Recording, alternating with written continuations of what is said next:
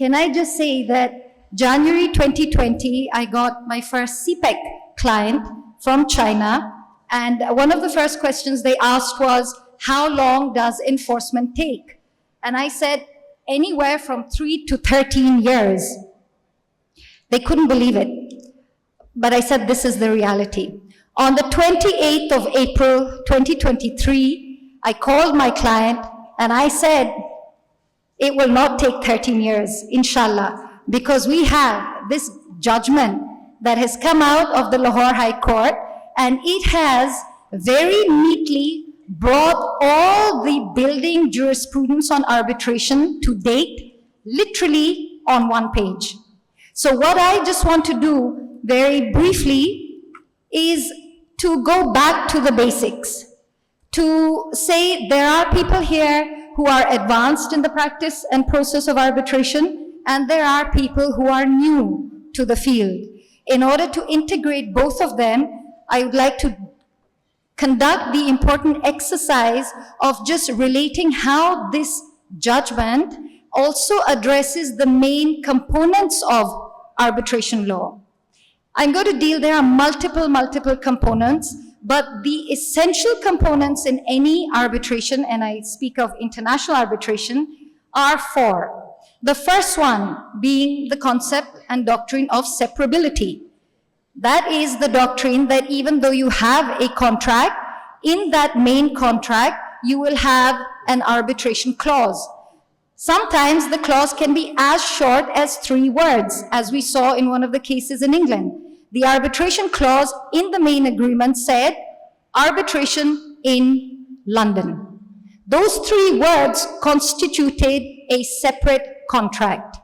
That is something that the Lahore High Court judgment touches on by emphasizing on the arbitration agreement in paragraph 26, how the arbitration agreement is separate from the underlying contract, which means that even if the underlying contract is invalid or it is terminated, the arbitration agreement still survives. Component number 1, dealt with very neatly in the judgment. Component number 2, the German sounding doctrine of competence. What this doctrine is the ability of an arbitral tribunal to rule upon its own jurisdiction. They have the competence to rule on their own jurisdiction. This, in the Lahore High Court judgment, has brought a new face, which I was interested to see is a face peculiar, perhaps not just to Pakistan, but a number of other countries similar in stages of arbitration evolution to Pakistan. And what the judgment deals with in terms of jurisdiction is not so much the arbitral tribunal's ability to rule on its jurisdiction, but jurisdiction vis-a-vis 2 elements. Number 1, jurisdiction of the arbitral tribunal vis-a-vis a court, and which court in terms of civil or high court have the correct jurisdiction. And that's where this judgment has condensed earlier judgments and has clarified a very important point for us, stating that as between the civil and the high court, the jurisdiction lies with the high court, and as between an arbitration tribunal and a civil court, the arbitration tribunal has jurisdiction. So any challenge, and this is a very common challenge, any challenge to the effect that the arbitral tribunal has to pause because we have filed a case in a civil court does not hold, because that determination is and belongs to the arbitral tribunal to make. Third component. The third component is governing law. Here I'll just pause to share an anecdote. The same organization, the organizers of this conference, CIR Pakistan chapter, in particular, great thanks to Javed Shiraz and to Nasir Khan, last year said to me that they had been trying for so many years to get the lawyers and counsel on board for developing arbitration. And last year they were a little despondent and they said, ma'am, we met a very senior lawyer who said, we are not going to help you promote arbitration because you are taking away our livelihood. And at this point, I'll say that arbitration as a system needs lawyers perhaps even more than a simple civil litigation court does or case does. Why? Because in any one arbitration, you can have up to 4 different laws competing with each other. So these are just the basic technicalities of it. We have a law governing the main contract. As we know, it's separate.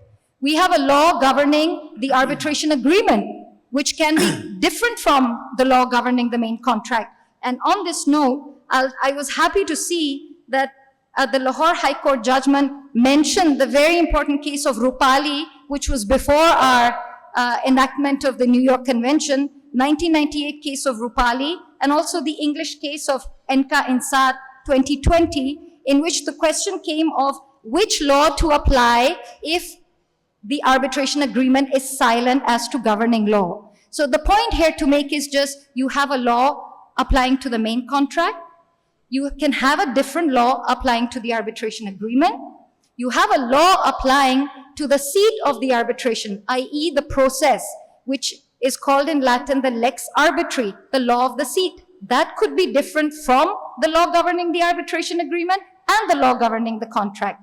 And finally, you have the law of enforcement, where an arbitration award is going to be enforced. So there is a lot of work for lawyers, and in fact, a lot of technical and very interesting points of legal analysis and legal interpretation for lawyers. Final component is enforcement. We have heard from Barrister Waleed. I share perhaps Kevin Nash's and Justice Jawad Hassan and Toby Landau's optimism in enforcement. Ever since our 2011 Act, which brought in the 1958 New York Convention on the Recognition and Enforcement of Arbitral Agreements and Awards, we are in the right direction. This judgment, again, relying on Supreme Court and other provincial court judgments, has brought together, clarified, condensed for us the fact that enforcement is a positive reality and does not have to take as long a time now, because many of the hurdles that were on its path are being dealt with. It is true that enforcement, when we talk about enforcement, it is not just applying to a court and asking for a judge to convert the arbitration award into a judgment. We are looking at 3 different aspects of enforcement. We are looking at recognizing the award as a judgment, which means that the ability that we have to defend the award.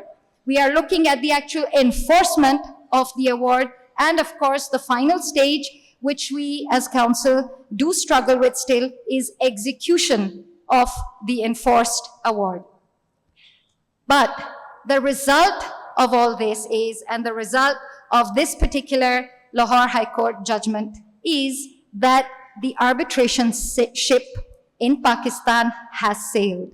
Even if we are not at the stage yet to be a regional center of expertise, we have begun the process.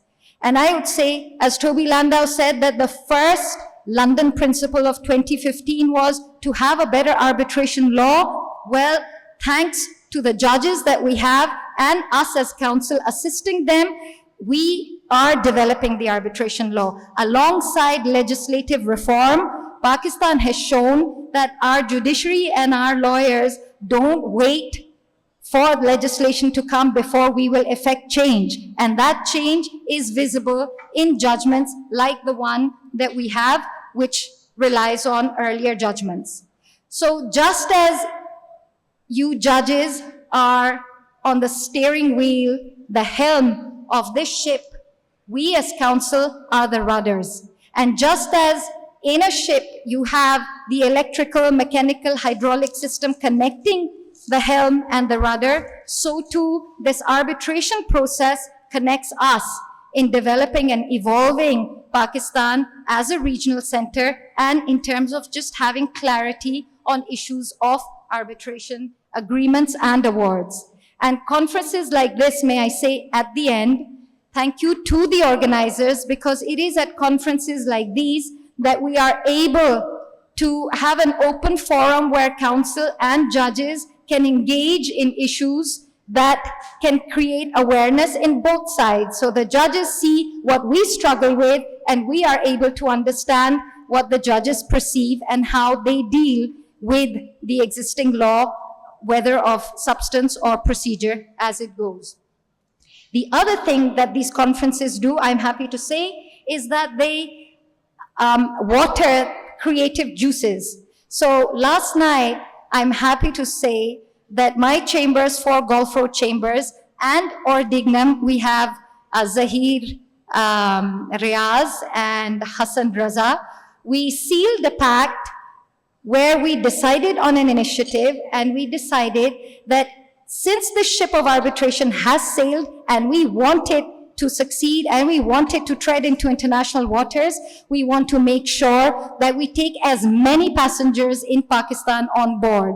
So our initiative is to ensure that arbitration is conducted not in the English language, which maybe is the lingua franca internationally, but we will also try to do this in Urdu, so that we have the English-speaking and Urdu-speaking audience in our country on board to do this. So it is only fair that I end with Allama's verses, which I will ask Toby Landau or perhaps Martin Lau to translate, when Allama Iqbal said, "Nahi hai na umeed Iqbal, apni kishte veera se, zara nam ho to ye mitti, badi zarkhez hai saki."